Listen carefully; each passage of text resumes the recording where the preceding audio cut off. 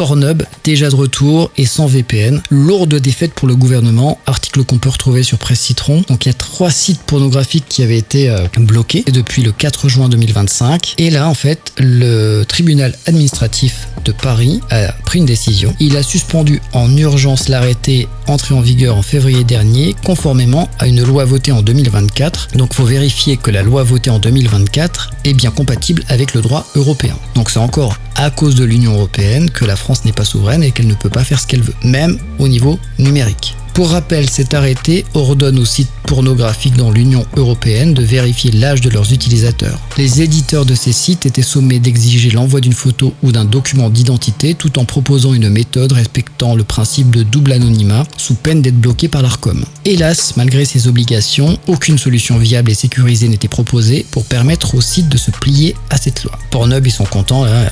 Vous avez eu le visuel de Pornhub. Le tribunal administratif de Paris s'est exprimé. Vive la liberté. Hébergé à Chypre, le groupe Alio a donc le loisir de rendre à nouveau accessibles les sites Pornhub, YouPorn et RedTube dans l'Hexagone sans craindre l'épée de Damoclès de l'Arcom. L'entreprise revendique 7 millions de visiteurs quotidiens en France sur ces différentes plateformes. Ah oui, quand même. Ce retour à la normale devrait réjouir de nombreux internautes, ouais, tu m'étonnes. Donc là, ils ont gagné pour l'instant. Et il faut attendre la réponse du Conseil d'État. Parce que peut-être que le Conseil d'État va dire « Eh oh, vous arrêtez vos conneries » ou pas. Et il va y avoir un combat législatif qui va durer de nombreuses semaines, voire de nombreux mois. Et ça se trouve, c'est Pornhub qui va gagner à la fin. Et on pourra dire que le gouvernement s'est fait enculer.